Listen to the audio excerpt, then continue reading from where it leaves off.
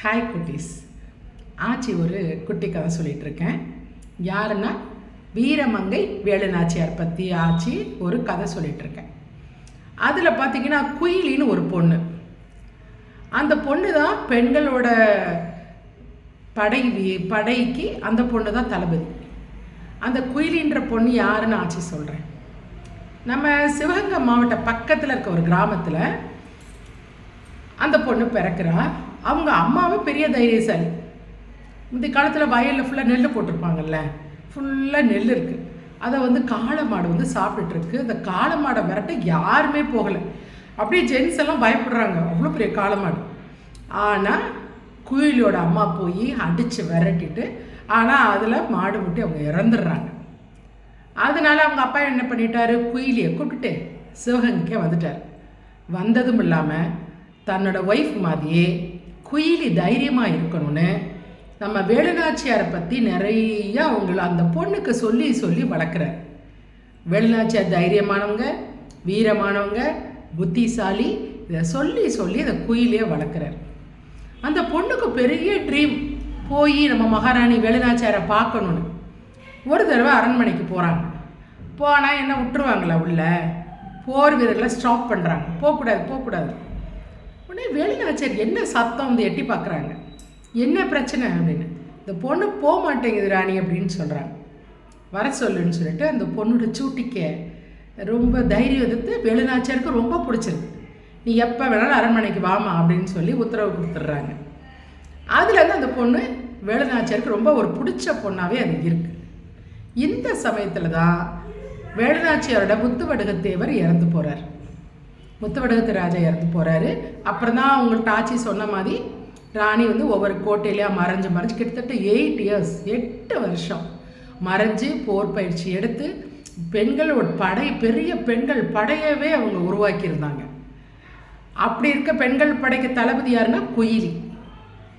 ஒரு தடவை பார்த்தீங்கன்னா வெற்றிவேல்னு ஒரு சிலம்ப மாஸ்டர், வேலுநாச்சியாரோட சிலம்ப மாஸ்டர் வெற்றிவேல், அவர் என்ன பண்ணுறாரு, குயிலியை கூப்பிட்டீங்க வா அப்படின்னு கூப்பிட்டு ஒரு ஓலை எடுத்து, நான் சொல்கிறவங்ககிட்ட போய் இந்த ஓலையை கொடுத்துட்டு வாண்டுறேன், உனக்கு நிறைய காசு தரேன் அப்படின்னு. பணமெல்லாம் வேண்டாம், நான் போய் கொடுக்குறேங்க ஐயான்னு சொல்லிட்டு இந்த குயிலி பொண்ணு கொண்டு போகிறேன்.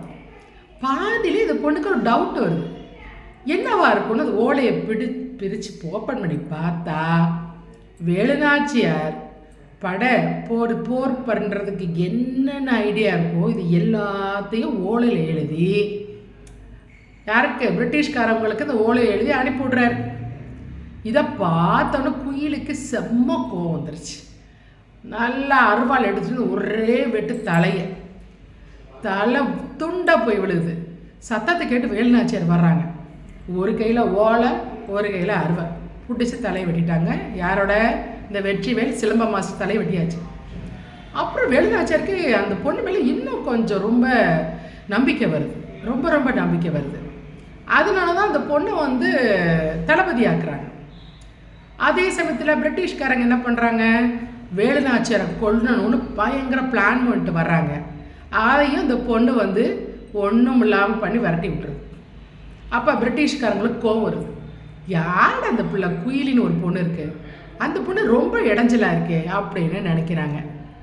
அப்படி இருக்கும்போது என்னன்னா, ஒரு நாள் அந்த வெள்ளச்சி நாச்சியாக இருக்காங்களா அவங்க பொண்ணை கடத்தி கொண்டு போய் நம்ம வச்சிட்டோம்னா வேலுநாச்சியார் நம்ம காலில் விடணும் அப்படின்னு பிரிட்டிஷ்காரங்க நினைக்கிறாங்க. அதே மாதிரி வெள்ளச்சி நாச்சியாரை கடத்தி கொண்டு போகும்போது பின்னாடியே வேலுநாச்சியாரும் குயிலையும் ஆளுக்கு ஒரு ஹார்ஸில் பறக்கிறாங்க. அப்போ பார்த்தீங்கன்னா ஒரு பிரிட்டிஷ் போர் வீரன் வேலுநாச்சியாரை பார்த்து கண்ணை நீட்டுறான். குயிலி சும்மா இருப்பாளா, ஸ்வாட் எடுத்து வால் எடுத்து ஒரே வெட்டு அவன் கையை. வேலுநாச்சியார் அவங்க ஸ்வாட் எடுத்து கழுத்தை ஒரே வெட்டி தூக்கி போட்டுட்டு அவங்க பொண்ணு வெள்ளச்சி நாச்சியாரை கூட்டிகிட்டு அரண்மனைக்கு வந்துடுறாங்க. வரவும் தான் இனிமே சும்மா இருக்கக்கூடாது, இனிமே இவங்களை விட்டால் பெரிய பிரச்சனைன்னு தான் வாருக்கு சுற்றி ஆளுகளை ஹைதர் அலிக்கு சொல்லிட்டாங்க, நீங்கள் வாங்க அப்படின்னு டேட் சொல்லிட்டாங்க. பெரிய மருது, சின்ன மருது, அவங்களோட வீரர்கள், படை வீரர்கள், வளரி, நான் ஆட்சி சொன்னல வளரி, கட் பண்ணுமை கழுத்த அந்த படை வீரர்கள், அந்த ஒரு கேங் செட்டு, அப்புறமேட்டு நம்மளுடைய திண்டுக்கல்ல இருக்க கோட்டை கோபால நாயக்கர் அவரோட படை வீரர்கள், இப்படி எல்லாரும் சேர்ந்துட்டாங்க. இந்த சமயத்தில் தான் விஜயதசமி வருது. அன்னைக்கு இந்த லேடிஸ் எல்லாம் உள்ளே போய் விளக்கேற்ற போவாங்க. இதுதான் சான்ஸுன்னு பூக்குடையில் மாலையிலெல்லாம் அந்த வாள் கத்தியெல்லாம் எடுத்துகிட்டு லேடிஸ் உள்ளே போகிறாங்க. உள்ளே போகும்போது தான் குயிலி இந்த குடோன் இருக்கதை பார்க்குறாங்க. வெடிகுண்டு, பெரிய குடோன், உள்ள வெடி மருந்து, கன்னு எல்லாம் இருக்குது. பீரங்கி கன்னுன்னு ஒரு பெரிய கிடங்கு. அதனால தான் அவங்க என்ன பண்ணுறாங்க, குயிலி டக்குன்னு ஐடியா வந்து தான் மேலே எண்ணெய் நெய்யெல்லாம் ஊற்றிக்கிட்டு நெருப்பை பற்ற வச்சுட்டு டொமார் போய் அந்த கிடங்குல குதிச்சிட்டாங்க.